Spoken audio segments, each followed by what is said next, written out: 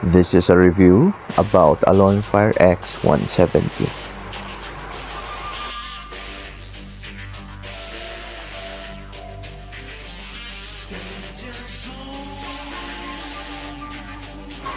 Alright, nabili ko ito sa Shopee at maganda ang flashlight na ito. Yung body niya ay metal at zoomable siya. Meron siyang clip at nasa likod ang switch niya. Tingnan naman natin ang loob niya. May spring siya sa kanyang takip sa may switch. At ganun din naman sa loob. Kung makikita nyo, may spring din. Pwedeng gamitin ng AA. Pwede rin ang 14500 na battery. Kung gusto mong zoomable, good ang flashlight na to. Pwede siyang i-zoom. Zoom in, zoom out. At ito yung ginagamit kong battery. Ang EBL 14500 800 milliampere na battery. Kasi mas maliwanag siya compared sa AA na battery.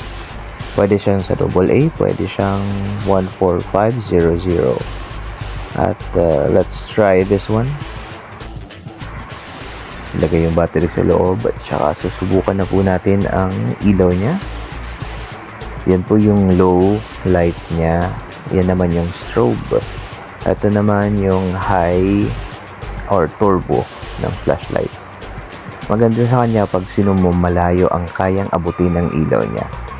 Tsaka ginagamit ko nga pala yung battery na 14500. Yung problema lang sa kanya ay masyadong mabilis uminit.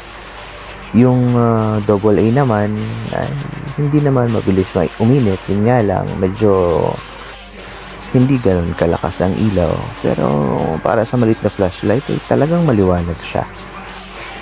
And based on my research, yung 14500 ay mas madaling maubusan ng energy ang battery compared sa AA. Pero depende siguro kung ano ang capacity ng battery. Try natin outside. Okay, let's try to open. Ayan po. Naka-zoom out siya. I-zoom in natin. Ayan. Medyo may kalayuan po yung iniilawan ko. Pero kita nyo naman maliwanag at naaabot ng ilaw niya. Ayan.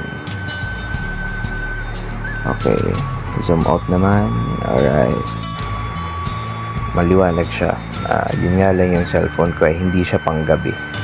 Pero satisfactory naman performance. Dito naman tayo sa kabila. Zoom in natin. Ayun, kahit malayo, naaabot niya. Yung school na malapit sa amin, naaabot din ng ilaw niya. Ayan, kita niyo naman po. Pati yung bahay, kapitbahay namin. So, yung advantage niya ay maliit siya, pero sobrang maliwanag naman kapag gagamitan mo ng 14500 ng battery.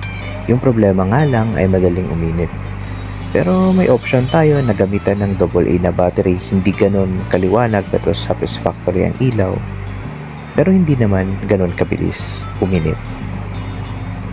You can try this one. For me, satisfactory yung product na to. Wala akong problema kaya pasado ito. Alonfire X170. Maraming salamat po sa inyong panonood. Bye-bye!